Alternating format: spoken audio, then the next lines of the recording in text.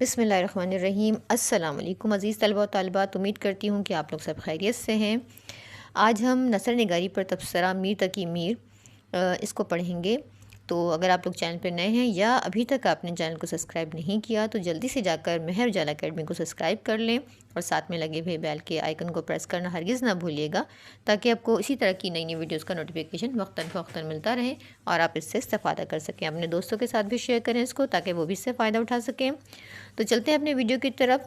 سب سے پہلے ہیڈنگ آپ لگائیں گے عمدہ تمہید کی۔ میرے رونے کی حقیقت جس میں تھی، ایک مدت تک وہ کاغذ نم رہا۔ حالات زندگی: میر تقی میر آگرہ میں سن 1722 میں پیدا ہوئے۔ نومری میں ہی میر کے والد کا انتقال ہو گیا۔ روزگار کی تلاش میں دہلی گئے اور جب دہلی کے حالات خراب ہوئے تو لکھنؤ چلے گئے۔ وہاں آصف الدولہ نے میر کی قدر کی اور ان کا وظیفہ مقرر کیا۔ میر نے لکھنؤ میں ہی وفات پائی۔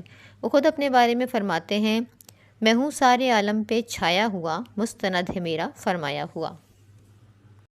آپ نے اس میں بہت اچھی سی ہیڈنگ لگانی ہے۔ کٹ مارکر سے ہیڈنگ لگانا میں اپنے چینل پہ سکھا چکی ہوں۔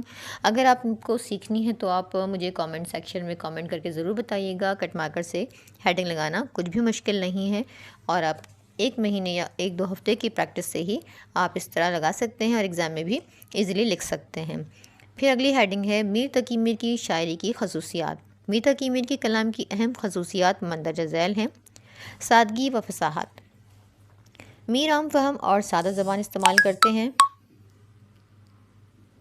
الفاظ نہایت مناسب اور موزوں استعمال کرتے ہیں۔ ان کی شاعری بے جا تکلف اور تصنع سے پاک ہے۔ مشکل اور دقیق مضمون کے لیے بھی صاف اور رواں انداز اختیار کرتے ہیں۔ اشعار میں معمولی سی بات نہایت سادہ اور مؤثر انداز میں بیان کرتے ہیں کہ وہ فصاحت و بلاغت کا حسین مرقع بن جاتا ہے۔ جیسے یہ شعر ہے کہ فقیرانہ آئے صدا کر چلے، میاں خوش رہو ہم دعا کر چلے۔ تصور غم دوسری ہیڈنگ ہے۔ میر کی شاعری درد و غم اور سوز و گداز کی ترجمان ہے۔ انہوں نے غم روزگار کے مضامین ہی نہیں باندھے بلکہ غم کو ہی غزل کے سانچے میں ڈھال دیا ہے۔ بقول مجنوں گورکھپوری، میر الم کو ایک نشاط اور درد کو ایک سرور بنا دیتے ہیں۔ میر عمر بھر مایوسیوں اور ناکامیوں سے دوچار رہے۔ ایک تڑپ، ایک کسک، محرومیاں اور ناکامیاں ان کے کلام میں رچی بسی ہیں۔ روتے پھرتے ہیں ساری ساری رات، اب یہی روزگار ہے اپنا۔ نمبر 3 ہیڈنگ ہے دنیا کی بے ثباتی کا تصور۔ حادثات زمانہ اور گردش دورہ نے میر کے دل میں گوشہ نشینی کا تصور اور بھی گہرا کر دیا تھا۔ اس کیفیت کا اظہار انہوں نے جا بجا کیا ہے۔ دنیا کے عارضی ہونے کا تصور ان کی شاعری میں ایک خاص مضمون کی حیثیت رکھتا ہے۔ سرسری تم جہاں سے گزرے، ورنہ ہر جا جہان دیگر تھا۔ پھر ہے نمبر 4 ہیڈنگ ہے ظرافت۔ میر کو غم کا شاعر کہا جاتا ہے، لیکن اگر ان کی شاعری کو سامنے رکھا جائے تو ان کا کلام ظرافت سے خالی نظر نہیں آتا۔ اس میں شک نہیں کہ غم کا جذبہ ان کی غزلوں پر چھایا ہوا ہے، لیکن ان کے 6 دیوانوں میں ایک بھی ایسا دیوان نہیں جو ظرافت سے خالی ہو۔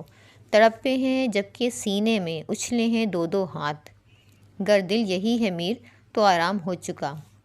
نمبر 5 ہیڈنگ ہے احساس برتری۔ میر تقی میر بڑے سخن فہم، خود فکر اور خود شناس انسان تھے۔ ان کی شاعری کا ایک مخصوص رنگ ہے۔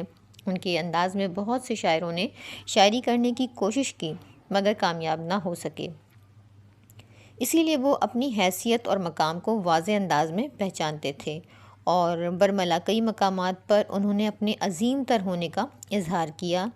سارے عالم پر ہوں میں چھایا ہوا، مستند ہے میرا فرمایا ہوا۔ نمبر 6 ہیڈنگ ہے آہنگ و موسیقیت۔ انہوں نے غزل کو نیا مزاج، نئی لے اور نیا آہنگ بخشا ہے۔ میر نرم اور لطیف الفاظ کو اپنے اشعار میں نہایت سلیقہ مندی سے استعمال کرتے ہیں۔ میر کی شاعری ترنم اور موسیقیت کی دولت سے مالا مال ہے۔ بقول کلیم الدین احمد کہتے ہیں کہ میر سیدھے سادھے، مختصر، نرم اور ملائم لفظوں میں اپنے اچھوتے احساسات اور تاثرات کو صفائی اور درد انگیزی کے ساتھ بیان کرتے ہیں۔ ان کے اشعار میں ایسا ترنم ہوتا ہے کہ گویا ان میں روح موسیقی آبسی ہے۔ اب جیسے یہ شعر ہے کہ کھلنا کم کم کلی نے سیکھا ہے، اس کی آنکھوں کی نیم خوابی سے۔ عالم عالم عشق و جنوں ہے، دنیا دنیا تہمت ہے، دریا دریا روتا ہوں، صحرا صحرا وحشت ہے۔ یہاں پہ الفاظوں کو بار بار ریپیٹ کیا گیا ہے تو ایک موسیقی کا احساس پیدا ہو رہا ہے۔ نمبر 7 ہیڈنگ ہے تصوف اور خدا شناسی۔ میر کی شاعری کے فکری عناصر میں تصوف کو خاص اہمیت حاصل ہے۔ وہ صوفی نہیں تھے، لیکن مزاج میں قناعت، توکل، صبر اور دیگر صوفیانہ مضامین ان کی شاعری کی خاص پہچان ہے۔ آفاق کی منزل سے گیا کون سلامت، اسباب لٹا راہ میں یا ہر سفری کا۔ نمبر 8 ہیڈنگ ہے دلی اور حالات زمانہ۔ میر کا زمانہ سیاسی زوال، اقتصادی بدحالی، معاشرتی افراتفری اور اخلاقی انحطاط کا زمانہ تھا۔ یہی وجہ ہے کہ میر نے اپنی غزل کے مخصوص لہجے میں اپنے دور کے حالات بیان کیے ہیں۔ انہوں نے نہ صرف اپنے دل کو مرثیہ اپنی شاعری میں پیش کیا، بلکہ انہوں نے دلی کے گلی کوچوں کی خوبصورت عکس بندی کی ہے۔ دلی کے نہ تھے کوچے اور راہ کے مصور تھے، جو شکل نظر آئی تصویر نظر آئی۔ ڈاکٹر سید عبداللہ نقد میر میں لکھتے ہیں کہ اگر میر کے زمانے کی تاریخ نہ لکھی جاتی تو میر کی شاعری کو پڑھ کر ایک گہری نظر رکھنے والا اس زمانے کی تاریخ مرتب کر سکتا ہے۔ نمبر 9 ہیڈنگ ہے تشبیہات اور استعارات۔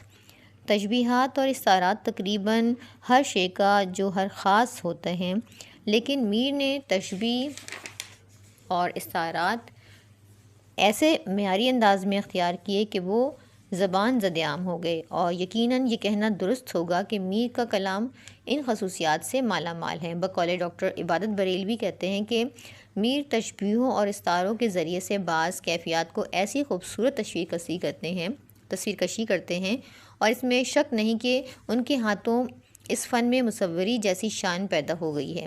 روشن نے اس طرح دل ویراں میں داغ ایک، اجڑے نگر میں جیسے جلے ہیں چراغ ایک۔ اس موج خیز دہر میں ہم کو قضا نے پانی کے بلبلے کی طرح سے مٹا دیا۔ نمبر 10 ہیڈنگ ہے انسانی عظمت اور احترام آدمیت۔ میر کی شاعری درد انگیز ضرور ہے، لیکن وہ مردم بیزار نہیں۔ انسان کی عظمت پر انہیں پورا بھروسہ ہے، اس لیے انہوں نے انسانی عظمت اور اعلیٰ انسانی اقتدار کو بڑی کثرت سے اپنی شاعری میں بیان کیا ہے، اور یہ مضمون ان کی شاعری کا مستقل موضوع بن گیا ہے۔ مت سہل ہمیں جانو پھرتا ہے فلک برسوں، تب خاک کے پردے سے انسان نکلتے ہیں۔ نمبر 11 ہیڈنگ ہے طنز کا عنصر۔ میر کے کلام کی ایک نمایاں خصوصیت ان کا طنزیہ لہجہ ہے۔ وہ مصائب عشق پر طنز نہایت صبر و ضبط سے کرتے ہیں۔ ان کے طنز میں دھیما پن، معمولی سی تلخی اور نشتر جیسی تیزی ہوتی ہے۔ میر محبوب پر بھی طنز کرتے ہیں، لوگوں پر بھی طنز کرتے ہیں، اور اپنے آپ پر بھی طنز کرتے ہیں۔ جیسے یہاں پہ ایک شعر ہے کہ ہوگا کسی دیوار کے سائے تلے میر، کیا کام محبت کا اس آرام طلب کو، عشق کرتے ہو اس پری روح سے، میر صاحب بھی کیا دیوانے ہو۔ نمبر 12 ہیڈنگ ہے فارسی تراکیب کا استعمال۔ خوشنما فارسی تراکیب کا استعمال بھی میر کے کلام کی ایک نمایاں خصوصیت ہے۔ میر نے فارسی تراکیب کا استعمال کر کے اردو شاعری میں وسعت پیدا کر دی ہے۔ میر کو اسالیب بیان پر بڑی قدرت حاصل تھی۔ انہوں نے اکثر فارسی تراکیب یا ان کے ترجموں کو انتہائی خوبصورتی سے اپنے کلام میں سمویا ہے۔ ہنگامہ گرم کن جو دل ناصبور تھا، پیدا ہر ایک نالہ سے شور نشور تھا۔ نمبر 13 ہیڈنگ ہے رمز و کنایہ۔ رمز و کنایہ بھی ان کے کلام کی ایک بہترین خوبی ہے۔ میر رمز و کنایہ کو اس طرح بیان کرتے ہیں کہ ابہام کے بجائے اصل معنی واضح ہو جاتی ہے۔ ان کا سارا کلام رمز و کنایہ سے بھرپور ہے۔ ان کا یہ شعر اس بات کی گواہی دے رہا ہے، کہا میں نے گل کاہے کتنا ثبات، گل کاہے کتنا ثبات، کلی نی سن کر تبسم کیا۔ پھر نمبر 14 ہیڈنگ ہے ناقدین کی آراء۔ ابن انشا نے میر کی عظمت کا اعتراف یوں کیا ہے، ایک بات بتاؤں انشا جی، تمہیں ریختہ کہتے عمر ہوئی، تم سارے جہاں کا علم پڑھے، کوئی میر سا شعر کہا تم نے؟ غالب کہتے ہیں کہ ریختہ کہ تم ہی استاد نہیں ہو غالب، کہتے ہیں اگلے زمانے میں کوئی میر بھی تھا۔ پھر آب حیات میں آقائے اردو محمد حسین آزاد کہتے ہیں، میر کی زبان میں خدا نے ایسی تاثیر دی ہے کہ وہی باتیں ایک مضمون بن جاتی ہیں گویا۔ نمبر 15 ہیڈنگ ہے حرف آخر۔ اس میں کوئی شک ہی نہیں کہ میر اردو ادب میں غزل کے سب سے بڑے استاد ہیں، اور غزل میں ان کا رتبہ سب سے بلند ہے۔ احساس کی شدت، تجربے کی گہرائی، علام روزگار اور غم عشق وغیرہ وہ خصوصیات ہیں جنہوں نے جمع ہو کر میر کو شہنشاہ غزل اور غزلوں کا امام بنا دیا، جس بنا پر میر اردو شاعری کے افق پر ہمیشہ ایک سورج کی طرح چمکتے رہیں گے۔ تو امید کرتی ہوں کہ آپ کو یہ سب اچھی طرح سمجھ میں آ گیا۔ 20 مارکس کا ہوتا ہے، جس کے لیے اتنی ہیڈنگس کافی ہیں۔ تو ویڈیو کو لاسٹ تک دیکھنے کا بے حد شکریہ۔ اگلی ویڈیو تک کے لیے اللہ حافظ۔